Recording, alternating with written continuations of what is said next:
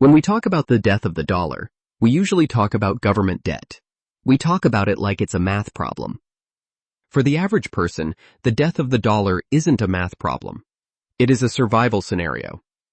History has given us a very clear roadmap of what happens when a fiat currency fails.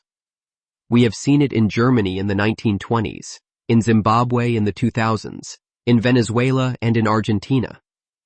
The pattern is always the same. It is fast, it is brutal, and it destroys the middle class in a matter of days. This is what the first 72 hours look like when the US dollar hits zero. This triggers the first phase of the collapse, the panic buy. Economists call it the velocity of money. Normally, money moves through the economy at a steady pace. You get paid, you keep the money in the bank, you spend it gradually over the month. But when faith in the dollar breaks, that velocity spikes to infinity. The realization hits the population that the dollar you hold in your hand at 9 a.m. will be worth less by 12 p.m. No one wants to hold it. The moment you receive it, you must get rid of it. You must trade it for something real.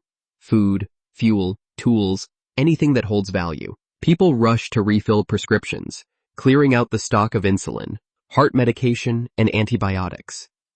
The United States food supply chain operates on a just-in-time delivery model. Grocery stores do not have weeks of food in the back room. They have about 3 days of inventory on the shelves. When panic sets in, that 3-day supply vanishes in 3 hours. People who have never followed the news will see the lines forming and join them. It is instinct. Canned goods, water, meat, and dry grains disappear first. Then the panic moves to the pharmacies. You haven't lost the dollars. You have lost the life those dollars were supposed to buy. In 1923 Germany, waiters would stand on tables in restaurants every 30 minutes to announce the new prices of the menu items. In our modern world, this happens digitally. Imagine walking down the aisle of a store. The digital price tag on a gallon of milk reads $10. By the time you reach the checkout counter, the system has updated, and it scans at $20. By the time you get to your car, it would cost $30. This destroys the concept of saving. Your savings account, your 401k, the money you have set aside for an emergency is all denominated in dollars. As the panic buying accelerates, we hit the second phase, the bank holiday. Historically, when a banking system faces a collapse, the government does not keep the doors open. They lock them. In 1933, President Roosevelt declared a bank holiday to stop people from withdrawing their cash. In 2001, Argentina froze bank accounts. The government will claim this is a temporary measure to stabilize the markets.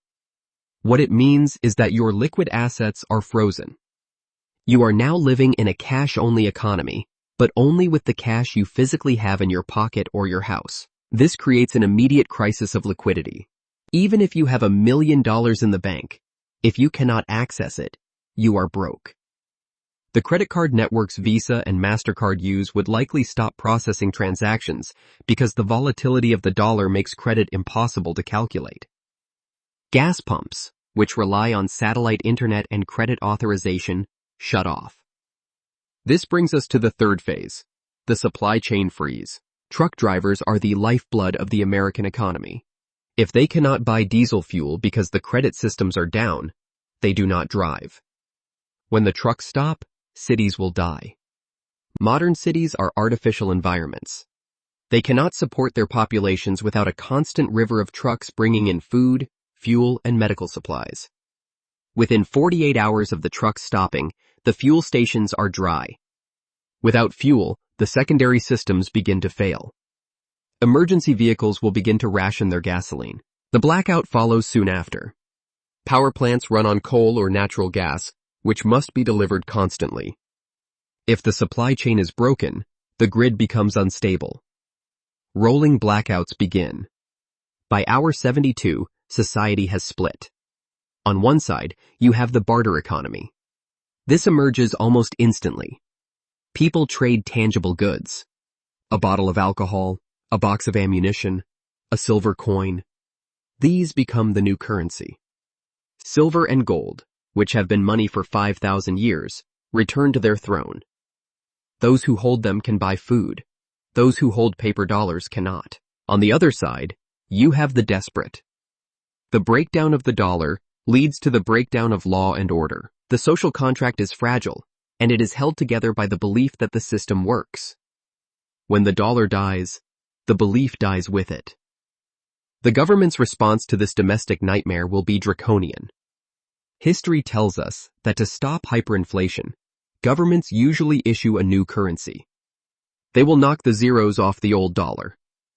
They might say that one new dollar is worth 10,000 old dollars. The solution to the nightmare is a system where the government has absolute visibility and authority over every transaction, because that is the only way to force confidence back into the system.